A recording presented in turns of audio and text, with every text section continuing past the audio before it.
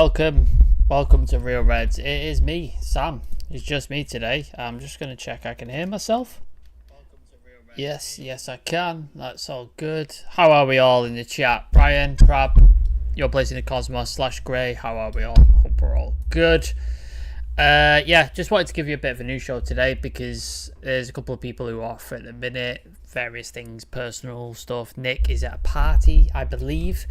Brian, it is weird. I know it is very, very weird, and I'm not good at hosting, so it's gonna get weirder. I just wanted to give a couple of news updates because I know we've already had one video today. Nick did the sort of analytic breakdown of the Arsenal game, the unfortunate 3-1 loss. So, there was a couple of news stories today. It's very light on news, so I won't be too long unless you guys have got some questions, and I'm happy to answer them. This will probably be the last time you see me for a little bit. I'm going on holiday tomorrow till a week on Monday. So be the last time you see me on camera for a bit. And then I've got to move house. So it might be a while till you see me on camera, but I will be behind the scenes as always. Let's get into it, shall we? Prabrav, we could co-host. It'll be okay. Absolutely, mate. Let's do it. Brian, all good, Prabrav. Nice one, Sam. Enjoy it. Thank you, Brian. Appreciate it. Right, let's get to the first story. The more upsetting story, I would say. Have a nice trip from Shreyas. Thank you, Shreyas. Appreciate it, mate. First news story is Antony. Obviously, the domestic case that's going on at the minute. His girlfriend has aimed accusations at him for domestic abuse, physical and mental violence and abuse towards him. Obviously, that's now being investigated by the Brazilian authorities and the Greater Manchester Police, I believe. No arrests have been made, but I believe there's an investigation going on. Manchester United did release a statement today. I'm just going to read that out. So the official statement is: Manchester United acknowledge the allegations made against Antony and notes that the police are conducting inquiries. Pending further information, the club will be making no further comments. As a club, we take this matter seriously. The consideration of the impact of those allegations and subsequent reporting will have on survivors of abuse. So, that is the statement. And I think somebody left a comment when we posted this on the news bit of the Instagram. Somebody left quite an interesting comment, and it said 52 words and didn't really say much, which is pretty much it. Like, they've basically made a statement without saying anything really, which they sort of cover themselves PR wise, and then at the same time they've put something out so they can't be accused of being silent on the matter. However, James Ducker in the Telegraph, let me just pull that article up.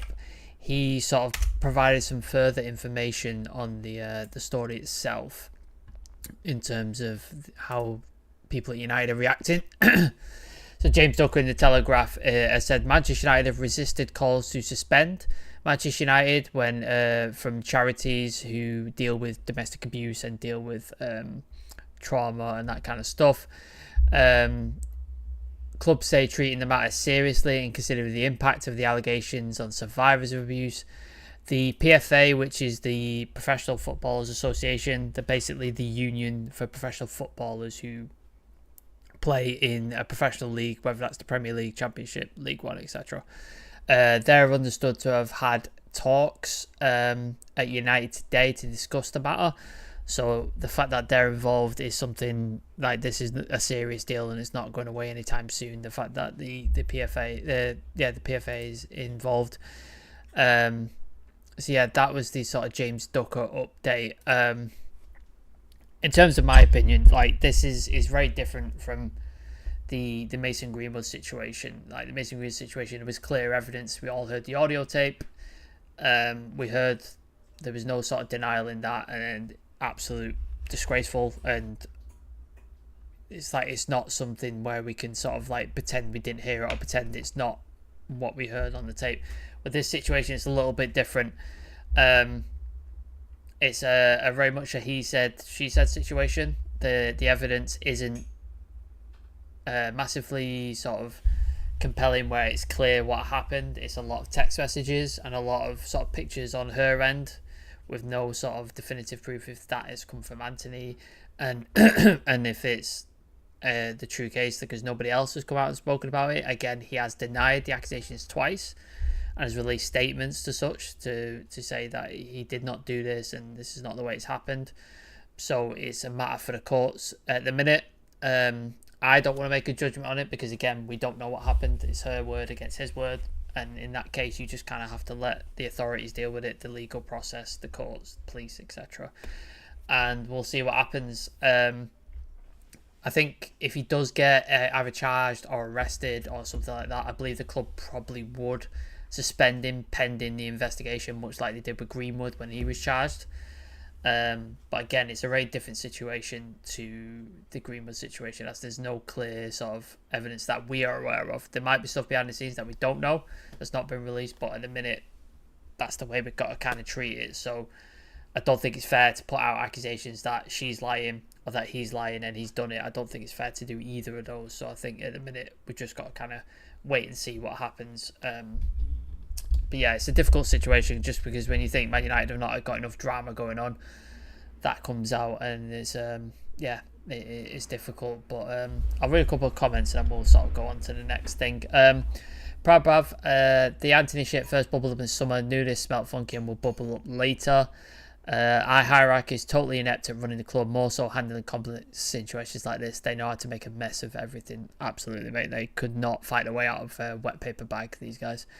Brian, one thing I will say about this is the difference between Antony and Mason Greenwood. Antony came out twice denied. Mason Greenwood didn't say a word. Yeah, it's a fair point. David Everton, difference between this and Greenwood is no proof Antony did anything where we had proof of Greenwood. Yeah, like I said at the beginning, that's what I was saying. Jale Malvin, the transfer window, we got two players who will bleed for the club, Hoyland and Amrabat. I'm going to touch on Amrabat shortly. So yeah, there's definitely positive things that those guys are at the team. Vince Bolt's in the chat. Hi Sam, hope you're doing well, my friend. RIP Matt Pearson, Busby passed away age 83.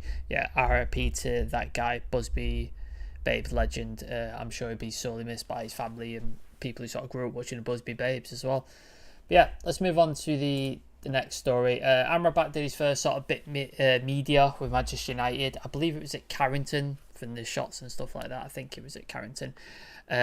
He's trained with a couple of teammates. I think it was just like Region and a couple of like people who've not gone into international duty, because I believe most of the team are on the international duties at the minute. He's now gone to Morocco as well, I believe. So yeah, I think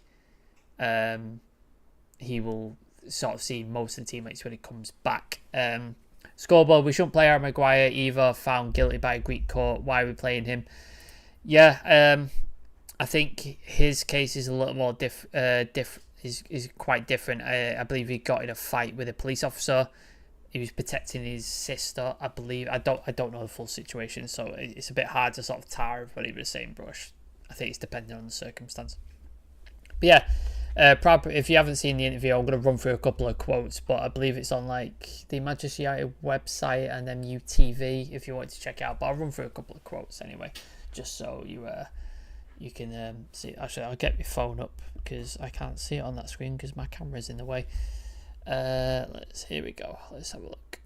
So Amrabat said on United greats, he spoke about United greats. He said in general, I look more to the midfielders like Paul Scholes, Roy Keane, David Beckham. I mean, if you're going to look at those guys, there's no better to look at than those type of guys, is there? There were so many big players: Gary Neville, Rio Ferdinand, Luis Saha was a weird name that he put in. I love Luis Saha, but that's a weird name to be put in with Rio and Gary Neville. Like I said, Wayne Rooney, Cristiano. Obviously, I can go on for hours to say names. Luis Saha, weird name to chuck in. I like Louis, and he did great things, but to put in that bracket is a bit weird. Anyways, I'm very proud. I think already a lot of Moroccans have followed United already, and now there'll be a lot more extra million fans from Morocco. They are so proud, and that's about him sort of being the first Moroccan player to play for Manchester United. Obviously, at the World Cup, he was fantastic, like absolutely unbelievable. He like sort of dragged that team all the way through. I think a lot of us, once England kicked out, if you're English, sort of gave up and was satisfied in Morocco. I mean, I don't know why I did. He said on Eric Ten Hag, I was 18, 19 when he gave me the chance to play in the first team in Utrecht. We had a fantastic time, a really good season. I learned a lot from him. Maybe he's one of the most important people in my career for now. I think Eric Ten Hag is a coach who will always push to the limit. He's hungry. He wants to win. He's a winner, and I like that. I think I'm also similar. I'm also a winner. I want to win every day, so it's a good match. I mean, he's saying all the right things in here. Dan Everton said, all the talent, just a shame of the injuries. I think that's Louis Hart. Yeah, I agree. I think he was fantastic when he played. He just couldn't stay fit. The interviews always seem scripted. Yeah, I think they're sort of choreographed to the point where they say the right things, but you get enough of like, yes, I'm excited about that player. I don't think you're ever going to get a totally honest, raw interview from MUTV because it's essentially a PR exercise and a media exercise. So, yeah, unfortunately, you'll never get that. Saha was the original marshal for Dan Errington. I can see your point. I think Saha did a lot more for United than Martial has done. But yeah, I see your point. Louis Saha could be down to the French link. Don't he speak French in Morocco? You could be right, Brian. You could be right. I'm not sure about that, but yeah, you could be right. Babatosh Hazarazika, I apologise if I ruin your name. And lights on the money that's lost in the stock market, around 500 million. Yeah, I'll get onto that later, don't worry. Remember Louis Saha said hello to CR7 on pitch and ignored Neville? Yeah, I do. He blanked Neville, didn't he? Because he criticised him at being at United. Amrabat just joined Morocco first team and training. Yeah, I saw the video of that. I did see that. So the minor back injury that is discovered isn't as bad as first believed if he's training. So hopefully that means he comes back to United ready to go. Yeah, he's gone on to say, describe myself as a player. I don't like to talk about myself. I want to show what I can do on the pitch. I can promise that every day I'll give my best, every minute, every second. I really wanted to come here. There was a lot of interest. It was a long transfer window. 3 months, 3 long months. Yeah, he did wait, didn't he? Like, he waited a long time. He turned down Liverpool. He turned down Saudi. He turned down Fulham. He turned down, I think, an Italian team, I believe, as well. It might have been Napoli or Lazio. I'm not sure. He turned down a lot of teams, anyway, to come play for United because he wanted to play for United, which, again, you gotta absolutely love that, haven't you?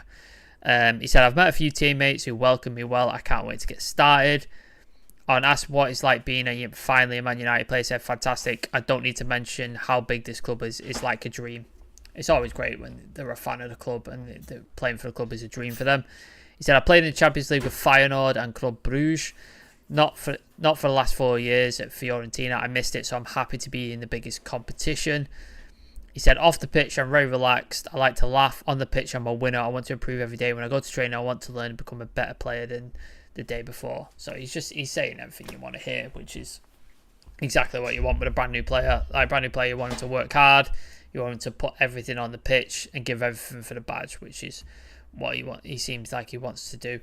I think he's going to come straight into the team. I think he'll end up playing instead, like Brian Casey said, replacing Eriksen in certain games. I think games where we have a lot of possession and we're playing against teams with a low block, like a Luton or a sort of Nottingham Forest played on the counter, to be honest with you, they didn't they? So, but yeah, teams like Luton or teams like a sort of lower league type, I think Eriksen will get game time there. But then when you play like against an Arsenal, or you play against a Liverpool, or you play against Chelsea, who are going to have a lot of the ball and sort of push and press you, I think you need the Amrabat as a type of player to sort of break that play up, give you a bit of steel, give you a bit of fight in the sort of midfield and sort of push their way through.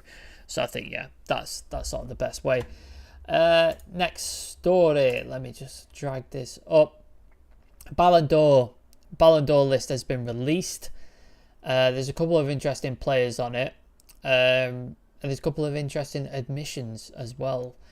Andre Onana has been nominated on the list for the Yashin Trophy, which is the goalkeeper award. And he's also been nominated for the Ballon d'Or with one nomination, obviously, for his work at Inter Milan rather than his work at United, getting to the Champions League final. And in his work in not La Liga, what am I talking about? That's the Spanish league, in Serie A. So I think, yeah, that he's been nominated. But one admission is Marcus Rashford. And after the season he had, I don't think he deserves to win it. Like, I don't think he's at that level, but I think he deserves to be on the list, to be fair. Like, 30 goals, one of his best ever seasons for Manchester United, was integral. United finishing third, winning a trophy, getting to a final of another one. I think he deserved to be on that list. Again, I don't think he had any chance of winning, but yeah, I just, it's a bit weird. I'll go through the sort of list of the men's sort of Ballon d'Or nominees. Julian Alvarez, Nicolo Barella, Jude Bellingham, Karim Benzema, Yassine Benu, Kevin De Bruyne, Ruben Dias, Anton Griezmann, Ilkay Gundogan, Josko Gvardiol, Erling Haaland, Harry Kane, Kolo Muani. Where's Shreyas when I need him? Kavata Shalika. Sorry, I'm going to fuck that name up, but yeah, I need Shreyas to pronounce that one. Lewandowski, Emilio Martinez, Lautaro Martinez, Kylian Mbappe, Lionel Messi, Kim Min-jae, Luka Modric, Jamal Musiala, Martin Odegaard, Andre Onana, Victor Osimhen, Rodri, Bukayo Saka, Mohamed Salah, Bernardo Silva, and Vinicius Jr. So, yeah. No Bruno, no Rashford, no United players. The only United player is Andre Onana, and it's probably because of his work at Inter Milan. Again, don't think he'll win it. I don't think he'll get even in the top 5, to be honest. But it's nice. It's nice for him to sort of get in there. Yeah, it's a very interesting list. I don't think anybody had any problems with the list, to be honest with you. I think it's all. Prabhav is giving me the thing. Kavara Scilia. Is that correct? Did I get any close? Did I get it right? Probably not. Brian Casey, Messi will win it. I mean, he won the World Cup, didn't he? So it's kind of written in the stars, isn't it? It's his last big award, I reckon. Bruno won't get on the list. He goes missing in big games 9 times out of 10. Brian Casey, true. Depends on the opposition. Prabhav, Ballon d'Or weighs a lot on big trophies. Very true. Yeah. There was a year, I can't remember what year it was. Like Messi didn't win anything. And Lewandowski, I think he won the Bundesliga. I think he won the Champions League. He was a top scorer. And he didn't get it, and everybody was saying he absolutely should have won it. So it's a bit of a sort of popularity contest at times, but it is what it is, isn't it? He's played there, but far better at 10. Dan Harrington is saying.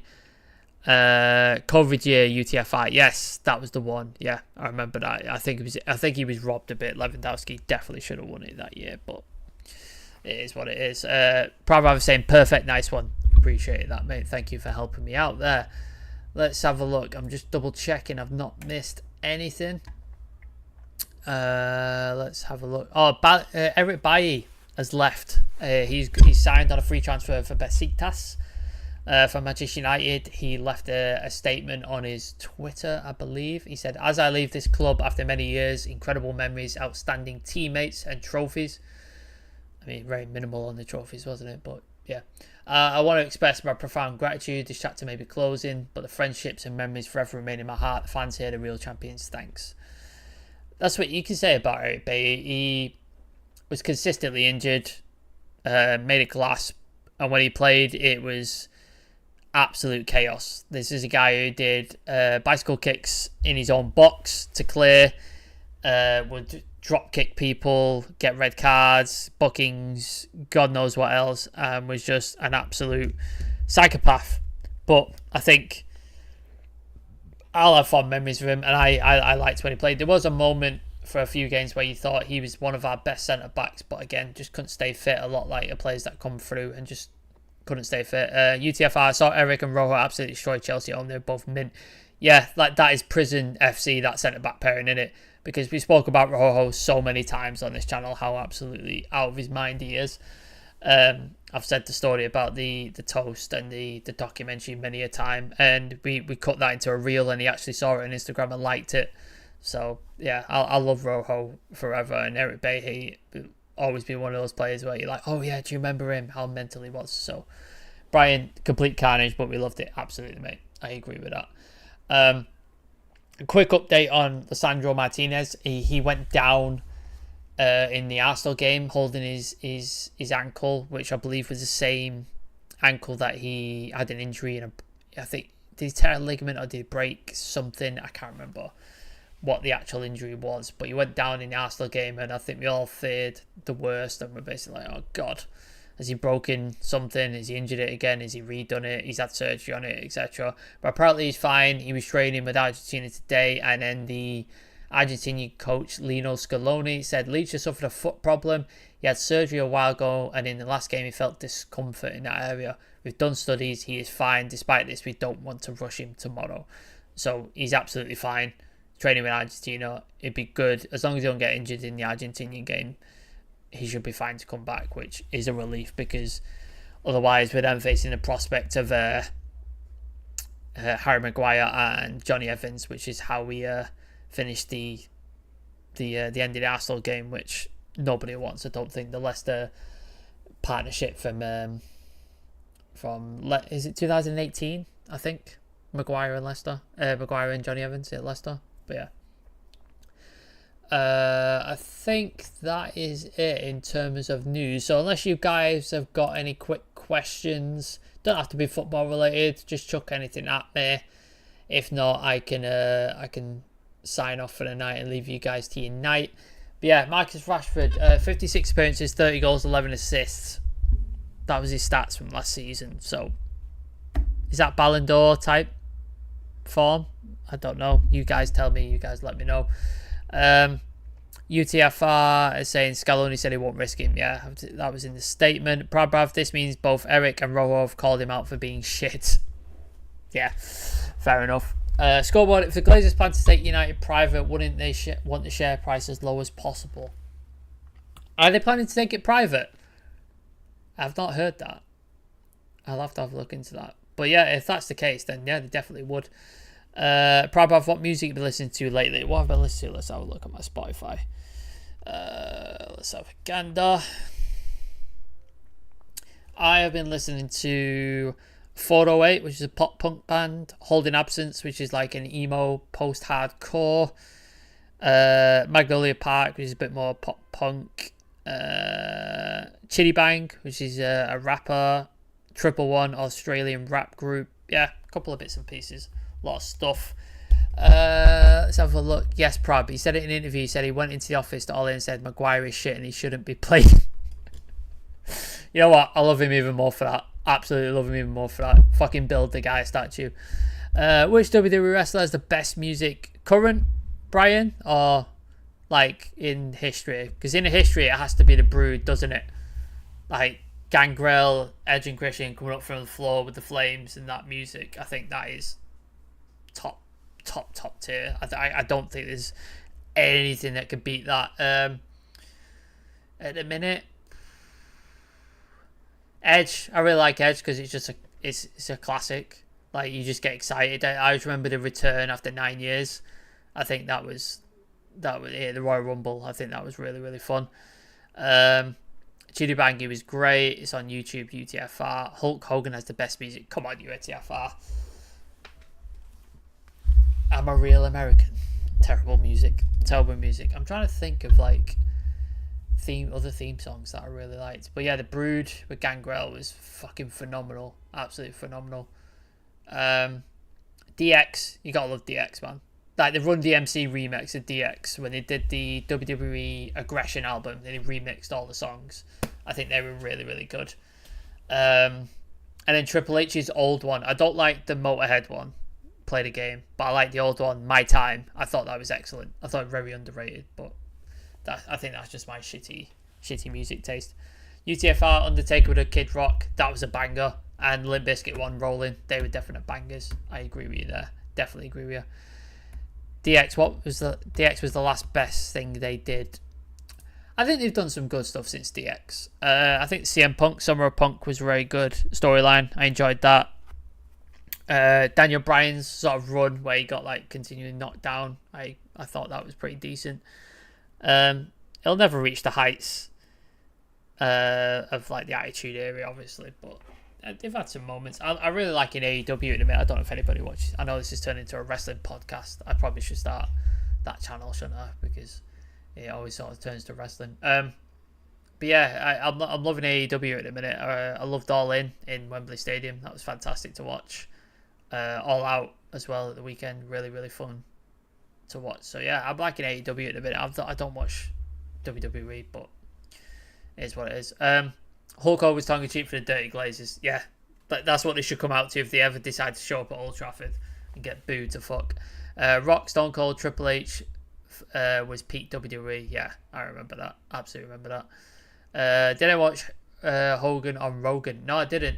Did he lie for his teeth like he does on normal interviews? Because I imagine that's what he did. Australian on a 100 kilometer trek. Jesus Christ. Can't wait to kick a ball. Yeah, rest up, my friend Prab. Like, don't want to be like going too soon and then damaging your knee. Trust me, I've had a couple of knee surgeries. I've got pins in this one.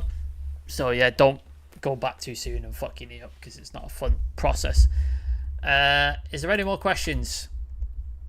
Any more questions? If not, I will sign off. I've just downloaded Starfield for the Xbox, so I'm gonna go play some of that before I go on holiday tomorrow. I'm off to Crete, a Greek island, tomorrow for 10 days of just nice sun, pool, drinks, beach, all the chill stuff. Any heard of Leonardo Santos in January? No, I've not heard that. I've not heard anything about it. I know there was a couple of rumours in the summer, but I think, yeah, I've not heard anything since. Prabav, oh fuck, I was scared. I had an ACL, thankfully nothing too bad. Good man. I had an ACL tear off the bone a few years ago. It's not fun. Really not fun. So yeah, just take care of yourself. Make sure your mic's off. The AI listens to you. Yeah, absolutely, mate. Everything's getting switched off. I'm going totally, what's the word? Off the grid. That's what I'm doing. Do you think the Glazers are really taking the club off the market, or is it applied to get more dollar? I mean, honestly, God, Dan, I don't even know anymore. I really don't know. It's at the point now where I don't even think they know what they're doing. Like, there's rumours that they were taking it off the market, and then there's rumours that it's just a ploy to get more money. The only people who know are the Glazers, and I don't even know if they know at this point, because it's got to the point where I'm just like, I don't know. I really don't know. My instinct is that they're still trying to decide whether they want to sell for the price that it's at or to take it off the market and try and resell it for more in a couple of years. I think that's what they're trying to decide, but that's just my opinion. I've got no fucking idea. No idea. But we'll see. Saw some clips online where a guy was playing it and the character in the game started answering. Jesus Christ, that's scary. That is creepy. Alright, yeah, I'm definitely turning my mic off when I'm playing that.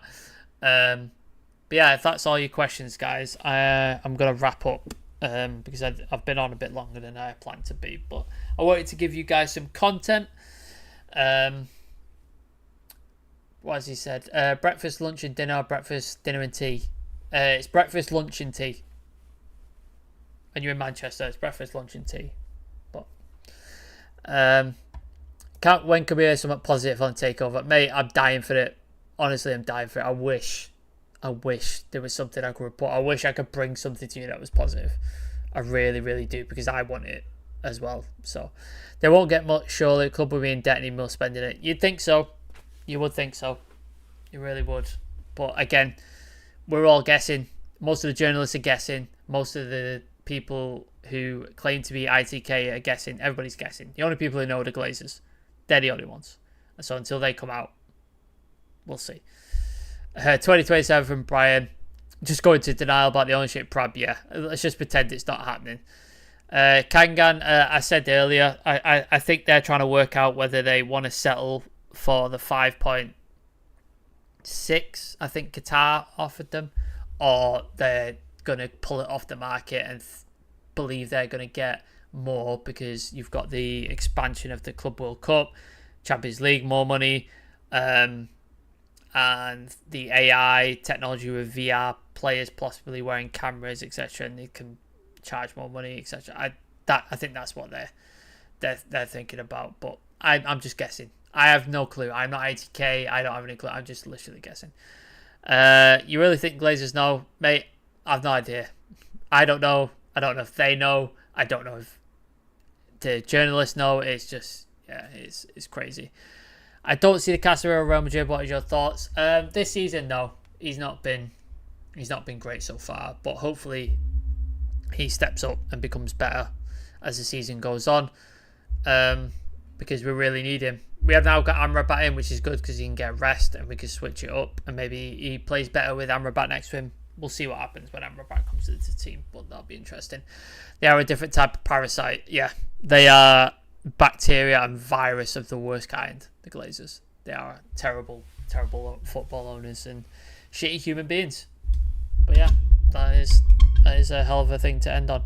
Thank you guys for joining us. I appreciate you joining me. I'm not the best at hosting, but I did my best.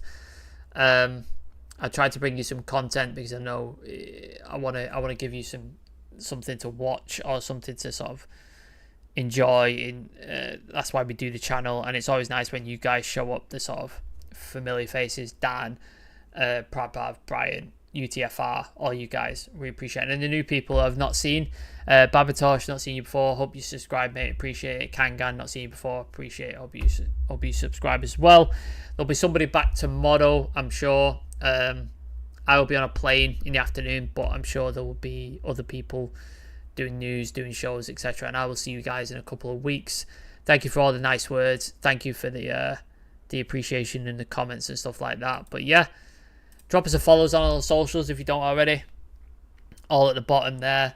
Nick will be back, or Sharayas will be back. Someone will be back tomorrow. And then, yeah, there's no watch along because there's no football, but there'll be a watch along for the Brighton game, I believe. Not this weekend, weekend after. So yeah, check us out. I appreciate you guys coming, watching, enjoying, asking me questions. It's all nice to speak to you, and I will see you in a couple of weeks. Have a good time. Peace out.